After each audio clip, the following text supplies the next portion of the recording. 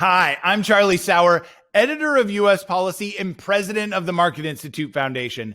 Today, we're looking at cryptocurrencies. What are they? How will they benefit the U.S. economy? What policies make sense? And the all-important, can I use them to buy beer or pizza?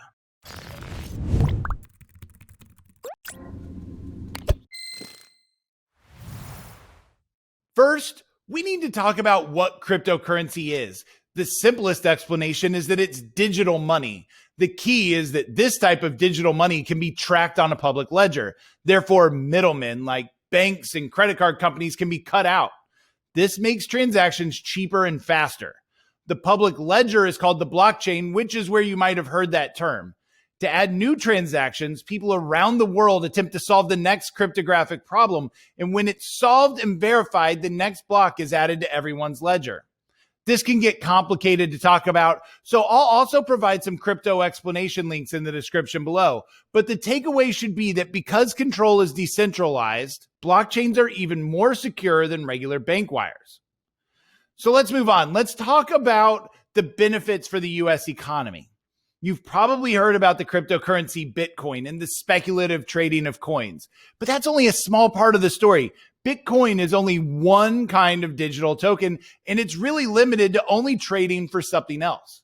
However, the act of moving a token across a blockchain has many applications beyond just paying for goods, and many kinds of digital tokens have been designed for different uses. For instance, American innovators are using the technology to revolutionize payment systems, as well as supply chains, contracts, logistics, record keeping, and delivering things faster and cheaper while reducing errors. But there's currently a catch because the US government has failed to act and clarify the rules. So many of these projects are in a holding pattern. Now, there are plenty of laws on the books to fight criminal activity involving cryptocurrencies, like money laundering. That isn't the problem. For legitimate companies using this technology, there is no regulatory framework for how to treat digital tokens based on how they're used. In fact, they're all lumped together, no matter how they were designed or what they do. To further complicate matters, there are 8 different regulatory bodies vying to regulate cryptocurrencies, with the Securities and Exchange Commission as the dominant one. This is a problem in itself, but looking at just the SEC, the problem gets even worse. The SEC is using rules on cryptocurrencies that date back to the 1930s. That's almost 100 years ago. In fact, they're using rules that date back to when companies actually issued stocks on paper and traded them by hand. No one imagined blockchain technology when they wrote those rules. The hope, like with e-commerce in the 90s, is that the US government realizes that it has something big on its hands and moves fast to safeguard its progress in a responsible way.